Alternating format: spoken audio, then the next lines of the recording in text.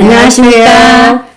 쑥쑥 박사 김진숙, 이성숙입니다. 오늘은 일반 유치원 프로그램인 놀이 중심에 대한 소개를 하겠습니다. 잠깐, 다음해부터는 나도 부모가 처음이야 라는 타이틀로 현재 아이를 키우고 있는 엄마들과 손주를 돌보는 할머니들을 모시고 유아 토크를 진행하려고 하니 많이 기대해 주세요.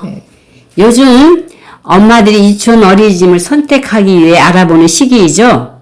유치원 어린이집 프로그램 차이는 자유선택 활동을 어떻게 하는지에 따라 다르다고 했습니다.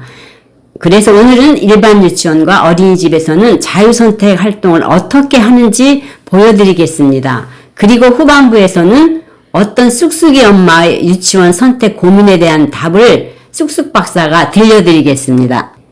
지금까지 일반 유치원이나 어린이집의 교육은 활동 중심 교육이었죠. 즉, 교사가 무언가를 계획해서 아이들이 잘 배울 수 있게 가르쳐주는 방식입니다. 예를 들어 엄마 얼굴 꾸미기를 하면 선생님이 재료를 준비해서 모든 아이들이 다 같이 엄마 얼굴을 만들어 보거나 퍼즐, 게임 같은 조작적인 교구들을 가지고 놀이를 하기도 합니다. 또한 쌓기나 역할놀이, 음률 활동처럼 아이들이 자유롭게 놀이하도록 허용하는 영역도 있고 다양한 미술 활동을 소개하기도 하고 과학 활동에서 동물과 식물에 대한 관찰이 이루어지기도 합니다. 자, 그런데 정부에서는 2019년 놀이과정을 개정하면서 놀이 중심 교육으로 방향을 대전환하였습니다. 그래서 우리나라 모든 유치원과 어린이집은 놀이 중심 교육을 하도록 되었습니다. 오늘은 유아교육 프로그램 세 번째로 놀이 중심 교육에 대해서 이야기를 해보도록 하겠습니다. 자, 놀이 중심 교육은 어떤 교육인가요? 네, 말 그대로 애들이 놀이를 중심으로 하라는 그런 뜻이겠죠. 네. 오늘날 세상이 기존의 것을 배우는 것만으로는 너무 빠르게 변하는 세상에 적응하여 살아가기 어렵기 때문에 어렸을 때부터 사고력, 창의성, 표현력, 자기주도성을 길러줘야 된다고 생각하는 것입니다. 네. 자, 학교에서 배운 것은 금세 시대에 뒤진 지식이 되어버리기 때문에 아이들 스스로 지식을 창조해 나가는 그 능력을 키워줘야 한다는 것이 놀이 중심의 교육 철학이고 교육 목표입니다. 자, 놀이 중심 교육은 선생님이 무엇을 가르치기보다는 아이들이 놀이를 통해서 스스로 배우도록 하라는 것입니다. 네. 지난번에 말한 레이저 접근법과 방향이 아주 비슷합니다. 즉, 아이들이 쌓기, 역할, 미술, 과학, 언어 등 흥미 영역에서 스스로 놀이를 선택해서 하거나 아이들이 놀이하고 싶은 것이 있다면 어떤 것도 할 수 있게 해주자는 것입니다. 그러면 아이들은 놀이를 하면서 스스로 생각하여 문제를 해결하고 발전하게 된다고 보는 것입니다. 예를 들면 아이가 카프라 블럭 쌓기 놀이를 하게 되면 아이가 이 카프라 블럭을 어떤 모양으로 쌓을지 또 쌓다가 쓰러지면 어떻게 하면 쓰러지지 않을지 등을 스스로 생각하고 연구하면서 쌓게 하라는 것입니다. 그러면 아이는 여러 가지 모양으로 쌓으면서 창의성도 기르고 카프라 블럭이 자꾸 쓰러질 경우 어떻게 쌓아야 쓰러지지 않을 것인지 연구하면서 무게중심, 균형 이런 것들을 감각적으로 배우게 된다는 것입니다. 그러니까 시행착오를 통해서 배우게 하라는 것이죠. 그렇죠. 네네네. 그러나 아이들이 놀기만 하면 무언가를 배워지는 것은 아니죠. 그리고 자유롭게 놀기만 하면 스스로 무언가를 배워갈 수 있다고 생각하면 왜 학교에 보내겠습니까? 네, 집에서 놀아도 되는데. 그렇죠. 네네. 교사들은 무엇을 직접 가르치지는 않지만 아이들이 무언가를 배울 수 있는 놀이 환경을 지원해주고 교사가 아이들의 놀이를 관찰하면서 놀이의 방향성도 찾아주고 놀이가 발전할 수 있도록 상호작용을 하면서 놀이의 안내자 역할을 해야 하는 것이죠. 네. 유치원과 어린이집을 선택할 때 3040 부모님들은 이와 같이 놀이를 통해서 배운다는 것에 호감을 가지면서도 무언가를 잘 가르쳐주는 학교를 찾고자 하는 두 마음이 있기 때문에 유치원, 어린이집에 입학 상담을 가게 되면 혼란이 오고 아이들이 과연 놀이를 통해서 잘 배울 수 있을까 하는 의문도 가질 수 있습니다. 네. 그래서 이제 놀이 중심 교육 과정이 나왔을 때 원장님들 또 걱정하신 게 엄마들한테 이거 어떻게 설득하냐? 애들이 그냥 놀게 해주란 말이야? 그래서 약간 이제 혼란이 왔죠. 근데 이제 자세히 들여다보면 그냥 마냥 놀게 방치하는 것은 아니라는 거죠. 네네. 자, 놀이 중심은 2020년부터 시작되었고 2019년에 이제 개정을 해서 교사들한테 이제 방향을 안냈고 실제로는 2020년부터 시작되었죠. 네. 이제 걸음마 단계에 있기 때문에 유치원 어린이집에서도 새로운 접근에 대한 연구를 하고 실행을 해보는 단계에 있습니다. 그래서 대부분의 원들이 기존의 활동 중심 교육에서 놀이 중심으로 어떻게 전환해야 하는 것인지에 대해서 연구하고 있는 거죠. 레지오 접근법을 적용하던 원들은 놀이 중심 교육을 이미 실천하고 있는 것이 되었고, 몬테소리 교육을 하는 원들은 몬테소리 교육의 장점을 살리면서도 또 놀이의 요소를 추가하기 위해서 노력하고 있습니다. 일반 유치원들은 기존의 활동 중심을 놀이 중심으로 전환하기 위한 시도를 하고 있는 중이죠. 그러니까 모든 유치원들이 이 놀이 중심에 대해서 고민하고 실행하기 위해서 연구하고 있습니다. 네. 네. 결론적으로 유치원, 어린이집은 몬테소리, 레지오, 일반 유치원 이렇게 세 가지가 가장 많고 발도로프나 숲 유치원 등 다른 프로그램들도 있습니다. 그중 어떤 교육을 하는 것을 선택할 것인지 고민하셔야 합니다. 또 어떤 프로그램을 실천하고 있는 원인은 그 프로그램을 제대로 하고 있는지를 잘 살펴보셔야 하겠죠. 쉽지 않을 수도 있지만 상식적인 선에서 잘 모르는 부분은 원장님께 질문해 보세요. 교실도 둘러보고 설명도 듣다 보면 어느 정도 감이 올 것이고 주위에서 아이들을 먼저 키웠던 엄마들의 의견도 들어보세요. 이런 것을 소위 입소문이라고 하지요. 네. 그런 유치원들도 방문해서 어떤 교육을 하는 것인지 잘 들어보시고 나의 교육 철학에 맞는 유치원을 선택하셔야 되겠죠. 네. 이번에는 올해 유치원을 보낸 5살 쑥쑥이 엄마의 유치원 선택 고민을 살펴보기로 하겠습니다. 쑥쑥이 엄마의 첫 번째 질문은 각 기관은 어떻게 다른가요? 입니다. 일반 유치원, 영유, 병설 유치원, 어린이집, 숲 유치원, 어린이 스포츠단, 카톨릭 유치원, 교회 부속 유치원, 몬테소리 유치원, 발도로프 유치원 등 이름이 달라서 잘 모르겠다고 하였습니다. 아, 유아교육기관이 참 많네요. 네, 엄마들이 들어보면 정말 이것들의 차이가 뭔지 예. 굉장히 혼란스러웠나 봅니다. 네. 그런데 이제 저희들이 보면 네. 유아교육자에 보면 먼저 유치원은 누가 설립했는지에 따라서 공립유치원과 사립유치원으로 예, 예, 나눕니다. 그러니까 크게 둘로 나누면 됩니다. 네. 공립유치원은 정부가 설립 운영하는 것으로서 초등학교 부설유치원인 병설유치원이 있고 유치원이 단독 건물로 되어 있는 단설 유치원이 있습니다. 그래서 우리는 병설이나 단설 유치원을 공립 유치원이라고 얘기합니다. 네, 네. 사립 유치원은 개인이 설립을 했든 대학 부속 유치원이든 아까 카톨릭 유치원이라면서 예. 성당 부속 예. 유치원, 교회 부속 유치원 등 종교 단체가 설립 운영하는 것들이 있는데 이 모든 것들이 다 사립 유치원으로 봅니다. 자, 어린이집도 공립과 사립으로 나는데 국공립 어린이집, 민간 어린이집. 그래서 어린이는 사립 어린이집이라고 하지 않고 민간 어린이집이라고 네, 해요. 네. 용어는 다르지만 결국 공립, 사립 이런 뜻이죠. 네, 네.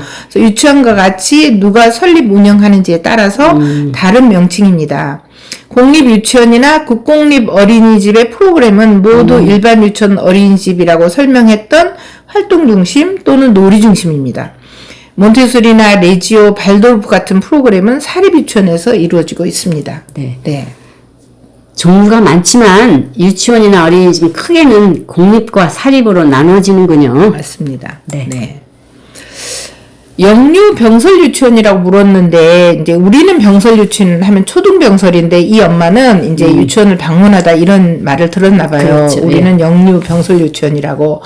이 영유 병설 유치원이란 개인 원장님이 즉 사립 유치원과 어학원 즉 영어 유치부를 함께 운영하고 있는 것을 그렇게 말합니다.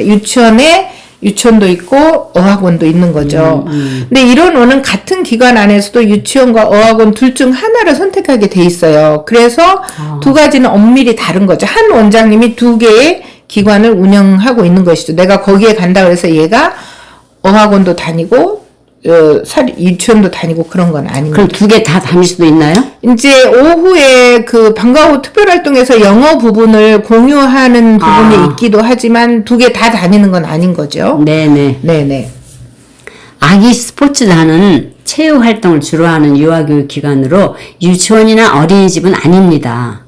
놀이학교는 학급당 유아수가 적은 소집단으로 운영하는 유아교육기관이며 이것도 유치원이나 어린이집은 아닙니다. 놀이학교는 학급당 인원수가 적은 대신 교육비가 비싸면서 개인들을 더 잘 지도하는 것을 표방하고 있는데 교육비가 비싼 만큼 교육의 내용이나 수준이 어느 정도인지 잘 따져보아야 합니다. 네. 그리고 이 쑥쑥이 엄마도 고민했는데 영어 유치원은 유아들을 위한 어학원입니다. 어린이집이나 유치원은 아니죠. 여기도 영어 유치원 또한 어학원. 학급당 원화수가 적고 원어민을 교사로 임용해서 영어 교육을 주로 하는 기관이고 교육비가 비싸지요. 영어 교육에 올인하려는 부모들이 주로 선택을 하고 있죠. 그렇군요. 네네. 영어 유치원은 영어 교육을 하는 어학원이군요. 나는 그동안 유치원인 줄 알았어요. 그렇게 많이 부르죠. 엄마들이 나는 영어 유치원에 보내요. 이렇게 많이 부르죠. 네. 자, 쑥쑥이 엄마의 두 번째 질문입니다. 유치원 설명회에 가서 무엇을 따져봐야 할까요? 였습니다. 쑥쑥이 엄마는 교실에 텔레비전이 있는 유치원은 명단에서 배제했다 합니다. 시설만 번지르한 것도 신뢰가 가지 않았다 하였고 정리정돈이 어떤 식으로 되어 있는지 원 분위기는 어떤지 원장님의 마인드를 따져보았다고 합니다. 똑똑한 쑥쑥이 엄마. 네. 그러면서 설명회에서 무엇을 유심히 봐야 할까요? 라고 물어봤습니다. 그래서 엄마들이 보면 상당히 똑똑한 데도 있는데 또 어떤 때는 이렇게 허점이 또 있기도 합니다. 네, 다 알기가 어렵겠죠. 네. 자, 우리의 대답은 요즘 교실에 텔레비전이 없는 교실은 없습니다. 텔레비전은 귀가 전에 차를 기다리는 동안 만화를 보여줄 때도 있지만 아마 쑥쑥이 엄마는 여기는 텔레비전 너무 만화를 보여주는 거 아니야. 그래서 배제를 했을 겁니다. 그런데 요즘엔 텔레비전이 영어 교육을 할 때도 필요하고 또 아이들에게 보여줄 교육 자료가 다 멀티미디어 형태로 나와 있기 때문에 텔레비전이 있다고 해서 그 유치원을 명단에서 배제하는 것은 아주 잘못한 것입니다.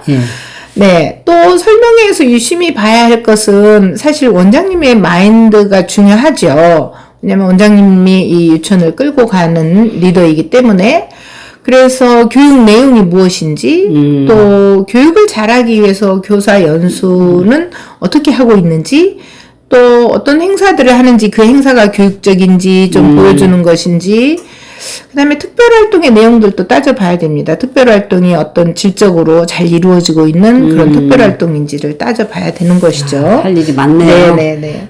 설명회에 가면 일단 교육 내용과 특별활동, 행사와 교사 연수 등을 유심히 살펴봐야 되겠네요. 네네네. 세 번째 질문은 유치원 선택 기준으로 시설, 아이 기질, 학습량, 놀이 활동, 선생님 중 무엇이 1순위인가요? 였습니다. 유치원 선택 기준 1순위는 교육 프로그램입니다. 학습을 많이 시키는지 놀이나 활동을 많이 하는지는 엄마의 교육 철학에 따라 달라지는 것입니다. 그래서 엄마들은 아이들 유치원에 입학할 때부터 아이의 교육의 방향에 대해서 많이 듣고 생각을 해보셔야 합니다. 엄마가 할 일은 좋은 학교와 좋은 교육을 선택해주는 일이라고 생각을 해요. 우리가 35화에서 몬테소리를 설명했고 36화에서 레지오 접근법을 설명했습니다. 오늘 설명하는 놀이 중심까지 세 가지 프로그램이 서로 달랐지요. 아이들은 아직 어리기 때문에 부모가 교육에 대해서 많이 생각을 하고 선택을 시작하는 것이죠. 애들한테 가끔 선택권을 주는 엄마들도 있는데 그거는 그닥 바람직하진 않다고 봅니다. 그래서 프로그램 선택도 중요하고 또 같은 프로그램이라도 더 중요한 것은 정말로 교육을 잘하는 원인지가 매우 중요합니다. 자, 유치원 선택 기준 1순위는 교육 프로그램이고 그 프로그램을 정말로 잘 교육하는 원인지 살펴보는 것이 참 중요하네요. 그런데 잘 교육하는지 알 수 있는 방법이 좀 어려워서요. 어렵기도 하죠. 그런데 엄마들이 유심히 잘 들어보면 또 구별할 수 있기도 합니다. 자, 네 번째 질문은 아이의 어떤 점을 보고 유치원을 선택해야 하는지, 아이의 기질에 따라 유치원 선택을 다르게 해야 하는지도 고민이 되었다고 합니다. 쑥쑥이 엄마는 결국 교육을 포기하고 활동을 많이 하는 곳으로 보냈다 합니다. 즉 학습을 많이 시키는 원보다도 활동이 많은 원을 선택했다고 합니다. 그러면서 아이의 기질에 따라 유치원 선택을 달리하는 것이 맞는 것인지 질문했습니다. 또 기질에 따라 유치원 선택을 달리하는 것이 맞다면 내 아이의 기질은 어떻게 파악하고 유치원을 선택할까요? 라고도 물었습니다. 네, 기질에 따라서 내 아이가 맞다 안 맞다 이런 질문을 상당히 많이 받습니다. 네. 그런데 저는 아이 기질에 따라 선택을 달리하는 것은 좀 시기상조이기도 하고 왜냐면 아이들이 기질을 지금 다 기질이라는 게 적성 뭐 이런 거니까 다 알 수 없고 네. 또 기질에 맞는 교육을 선택할 경우에 장점도 있고 고민해야 될 점도 있습니다. 그렇죠. 물론 기질에 따라 더 적합한 프로그램이 있기는 합니다. 네. 예를 들면 모범생형 아이들은 몬테소리 교육에 더 잘 적응하고 좀 더 활동적이고 창의적인 그런 아이들은 레지오나 놀이 중심에 더 잘 맞다고 볼 수 있습니다. 그런데 아이들이 초등학교에 가면 모든 과목을 다 배워야 되기 때문에 초등학교에서는 과목에 대한 선택권이 없어서 그렇죠. 어떤 의미로 보면 기질에 안 맞는 교육도 적응을 하도록 할 필요가 있는 것이죠. 네. 오히려 아이가 차분하게 앉아서 교구 작업을 하기 어려워하는 아이도 몬테소리 원에 다니면서 집중력과 질서감을 키우면 초등학교에 가서 학교 생활을 더 성공적으로 할 수 있습니다. 반대로 이렇게 모범생이어서 자기 틀을 깨기 어려워하는 그런 아이들은 또 창의적이고 자기주도적인 레이저 접근법이나 놀이 중심 교육이 또 더 필요하기도 한 거죠. 그렇죠. 그래서 교육이라는 게 이렇게 종합적으로 균형 있게 시키는 거기 때문에 기질에 따른 선택은 좀 지금으로서는 적절하지 않다고 봅니다. 조금 더 커서 아이의 진로나 적성이 좀 뚜렷해질 때 이제 그 아이를 위한 포트폴리오에서 어느 쪽으로 좀 더 무게중심을 그렇지. 두는지 그 네네. 후의 문제라고 네네. 생각이 됩니다. 네. 자, 교육을 제대로 하는 원이라면 프로그램이 좀 다르더라도 아이의 기질에 따라 속도 조절을 하면서 선생님들이 잘 지도한다고 믿고 우선은 엄마의 교육 철학에 따라 선택하는 것이 맞다는 게 저의 의견입니다. 교육을 제대로 하는 유치원, 어린이집 선택이 중요하군요. 맞아요. 그래서 아이의 기질보다는 엄마의 교육 철학에 따라 선택하는 것이 맞다는 것이죠. 아이들에게 다양한 교구나 놀이, 활동을 주로 하는 원인지 교제를 많이 하는 원인지를 따져보세요. 네. 아이들은 교구나 놀이 활동을 많이 하는 것이 중요한데 교제나 학습지를 많이 하는 원은 추천하고 싶지 않습니다. 그런데 엄마들이 교재나 학습지의 결과물을 많이 가져오는 것을 좋아해서 원장님들도 굉장히 스트레스를 받습니다. 이게 아이들에게 별로 적합하지 않는데 그런 경우를 많이 보죠. 하는 거죠. 네. 교재나 학습지보다는 교구나 놀이 활동을 많이 하는 것이 중요하네요. 엄마들 잘 들으셨죠? 네. 기타 질문입니다. 영어 유치원에 꼭 가야 하나요? 한 반에 20명은 너무 많아 보이는데 어떻게 생각하시나요? 어떤 유치원에 보내느냐가 그렇게 절박한가요? 네, 엄마의 고민을 알 수 있어요. 막상 대학 부속 유치원을 보내보니 별것이 없다고 생각이 든다고 하였습니다. 대학 부속 유치원 들으면 섭섭하겠습니다. 네. 자, 우선 영어 유치원에 보낼 것인지 아닌지도 엄마의 교육 철학입니다. 엄마들이 굉장히 많이 고민하는 문제입니다. 자, 저는 이렇게 생각해요. 내 아이가 성공한 인생이 되는데 영어가 얼마나 중요한 것인지 따져볼 문제이죠. 그렇죠. 자, 교육비의 가성비도 따져보고요. 영어 유치원이 교육비가 굉장히 비싸죠. 네. 자, 나는 영어 교육에 올인해서 영어는 잘하는데 그러면 그 시간에 다른 학습을 못했기 때문에 다른 학습이 부족하게 되면 또 아이의 발달에 도움이 되는 활동을 못하게 되면 이 문제는 어떻게 보완할 건지 생각을 해보셔야 됩니다. 네. 정답이 없습니다. 네. 엄마의 선택입니다. 또 한 반에 20명이 많아 보인다고요? 그렇게 많은 인원은 아니죠. 뭐, 우리 옛날 얘기하면 안 되겠지만 30명, 40명이었는데, 자, 그런데 20명 정도면 한 반에 아이들이 어느 정도 인원이 있는 것은 나쁘지 않습니다. 왜냐하면 아이들이 어느 정도 인원이 되었을 때 단체 생활을 배울 수도 있고 놀이 분위기도 활성화되기도 합니다. 아이들이 적은 것보다 약간 북적북적한 것도 나쁘지 않다고 생각을 합니다. 자, 다음 질문은 어떤 유치원에 보내느냐가 그렇게 중요합니까? 였는데 이 엄마도 굉장히 많은 고민을 해서 유치원을 선택했던 것 같아요. 근데 제 대답은 네, 아주 중요합니다입니다. 교육의 내용이나 수준이 좀 많이 다릅니다. 또 쑥쑥이 엄마는 대학 부속 유치원에 보냈는데 한 학기 다녀보니 막상 별것도 없다는 생각이 든다고 했는데 대학 부속 유치원은 엄마의 입맛에 맞춰 교육을 하거나 또 당장 눈에 보이는 학습보다는 아이 발달의 기초를 다지는 교육을 하고 있을 것이라서 제가 알고 있는 한 오히려 다른 유치원이나 어린이집에 다니는 아이들은 한글도 하고 영어도 해서 쑥쑥이 엄마가 이건 뭐지? 라고 생각할 수 있어요. 거긴 영어도 안 한대요. 네.